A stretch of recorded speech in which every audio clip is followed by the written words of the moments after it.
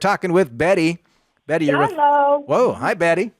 Hello. Good morning. Hi, good morning. How can we help? Well, I had a question. I met with one of your advisors the other day just to look at, at investing, of course. And I asked the question, what's better to invest in right now, CDs or Treasury Bonds? And for Which would be better? how long? Because CDs A actually year. have 12 months. Sure. And so you were in an Allworth office talking with an advisor. And what did the Yeah. advisor tell you? He said, ask you. Oh, okay. There. So He said that would be a good You know- question to ask. yes. So the rates are very, very It's not- comparable right now. Here's the main difference between the two. If it's money that's not inside of a retirement account, outside of a retirement account, you live in what state? California. Okay, California, high tax state. And is it inside of an IRA or outside of an IRA? Outside of an Okay. IRA. So if you invest in a CD, at the end of the year, you get your 1099 of interest that you have to report on your federal taxes and on your state taxes. If you invest in treasuries, it's free of state income taxes. So if your income is little to begin with, maybe the CD is the best way to go. But if your income, you're paying, you're in a 7, 8, 9, 10% tax rate in the state of California, the treasuries would probably be the way to go. Okay. Thank you. That answers my question. Now, in saying that, it's the ease of actually investing, which always, right, that is important to me.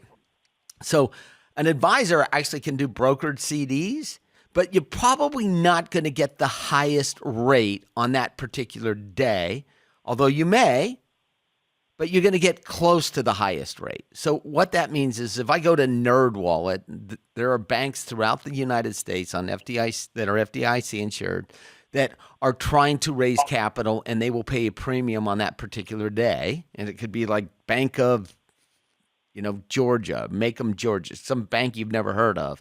And it might pay 10 basis points or That's 15 0.1%. 0.1% higher. But just the hassle of going through that. So, look, if you were talking to me 2 years ago, I had almost all of my liquid cash in CDs. But not today. They're all in treasuries.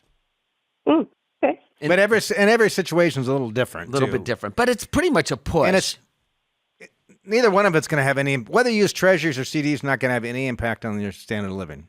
That's true. We're talking. It's not going to make much difference whatsoever. We're talking about.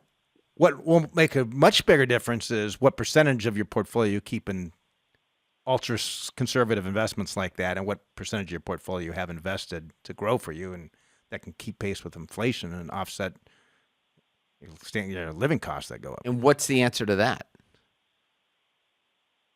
for you, Betty? What percentage of your me? what percentage of your portfolio is in equities, stocks?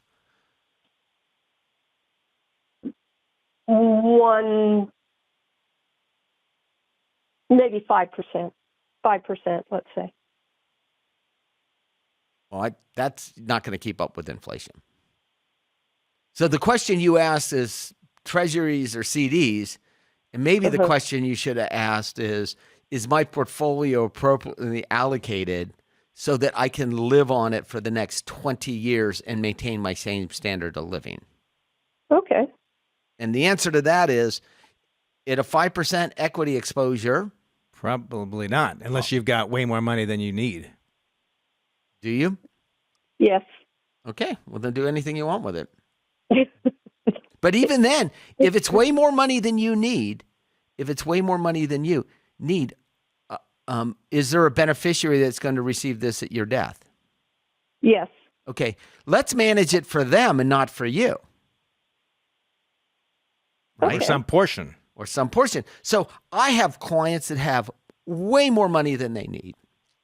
And I will physically. Not many people feel that way, by the way. That's right. Whatever that number is, because Betty, we appreciate your call. Whatever that number is, Pat, it's we invest for and save for a variety of reasons, one of which is security. That's right. Okay. And money only provides some security, doesn't provide all security, obviously, right? Yes. And so most people, as their net worth grows and their investments grow, when they were younger and thought, if I ever had that much money, I would be completely confident. When they get there, oftentimes they're not quite as confident as they thought they would be. And although they might have more money than they're ever going to spend, they may not feel they have enough money still. Well, which is why people won't actually give it away. But if they're moderately comfortable that they have more money than I have taken the portfolios and invested them in different accounts in order to have one earmarked for their beneficiaries. Yes, but people still control it. It's still their money. They haven't given it away. They haven't given it away. Yeah, they haven't given. Yeah, they just know psychologically that the probability of them touching that particular pot of money is little, and so therefore it should be invested for the beneficiary's benefit, not for their own, which means the timeline is longer, therefore you can actually have more volatility in it.